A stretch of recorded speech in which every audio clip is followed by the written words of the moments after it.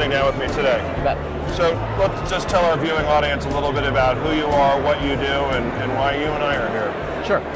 My name is John Bonné. I'm from the San Francisco Chronicle. I'm the wine editor, and so I'm responsible for all our wine and spirits coverage. I put together our top 100 wines every year, choose our winemaker of the year, and generally scramble to try to keep up with everything that's going on in the West Coast and beyond. Cool. So the event today, In Pursuit of Balance, it seemed like it really started to resonate a little bit. It was about 3 weeks ago at the Central Coast tasting, and why don't you give us a little background on that? Sure. So World of Pinot Noir, I unfortunately didn't get to go to Eric Asimov's seminar because I was doing a separate one on Hirsch Vineyards, but promptly heard about it for the rest of the weekend. I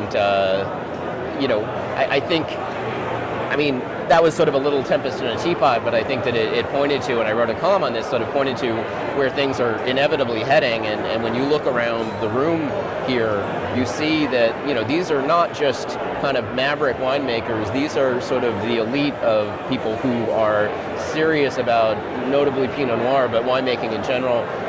And these are wines you find if you go to any top restaurant in the country.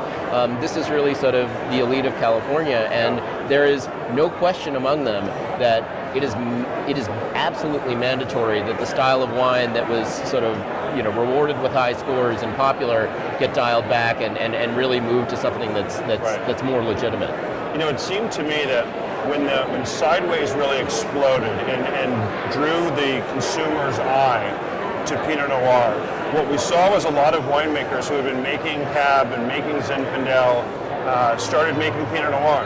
And it made sense to me, unfortunately, that style was bigger, that it had more extraction, higher alcohol. And what you'd seen is that writers are, and I mean the national press, if you will, was always so fascinated with new and young. And you had guys like Jim Pendennon and Josh Jensen from Calera and David Hirsch who've been making beautiful Pinot Noir the same way for 30 years and somehow fell out of the discussion.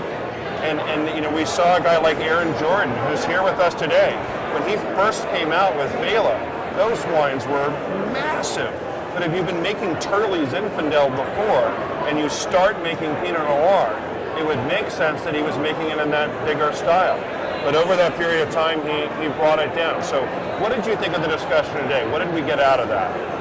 I think what we saw is you've got sort of the range of people. You have someone like a Jeffrey Patterson from Mount Eden Vineyards who has been making consistently sort of ethereal Pinot for 30 years or more, and who's sort of the motherlode of native California Pinot Noir vines, all the way through someone like Sashi Mormon, who's kind of traversed the full spectrum of winemaking styles.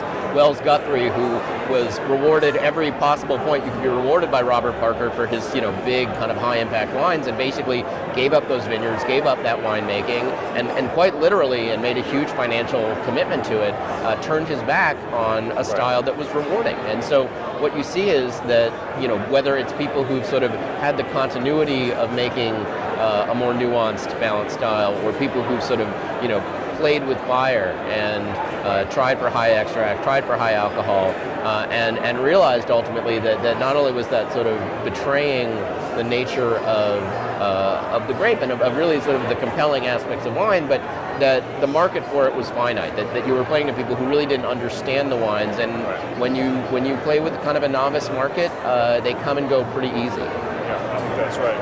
And where do you think this will go in the future? Do you think we'll see, if I think of this concept of In Pursuit of Balance, two varietals jump out at me. We've got to do one on Chardonnay. Mm-hmm. Right? I am so tired of hearing people say, I don't drink California Chardonnay.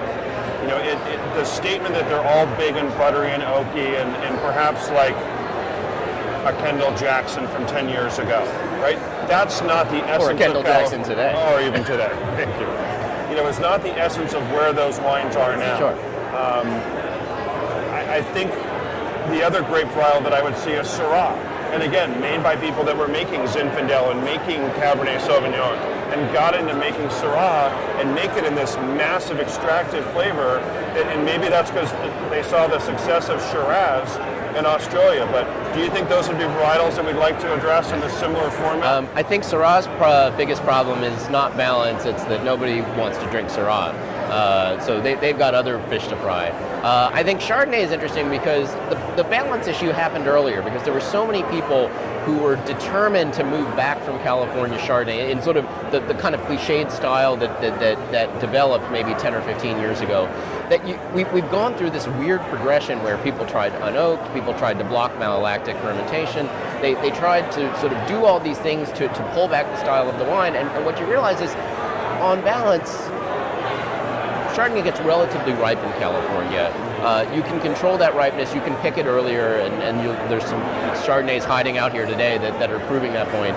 But you can make kind of a big, opulent, powerful Chardonnay and make it work. You just have to be a really damn good winemaker. Right. And the real problem with Chardonnay is just it's the number one grape in California. There's a lot of people making it who shouldn't be within 5 miles of that grape.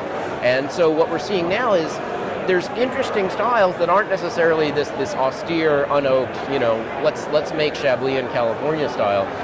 People are trying to really find an expression that's true to Chardonnay's kind of opulent, kind of flashy nature, but is also true to the terroir.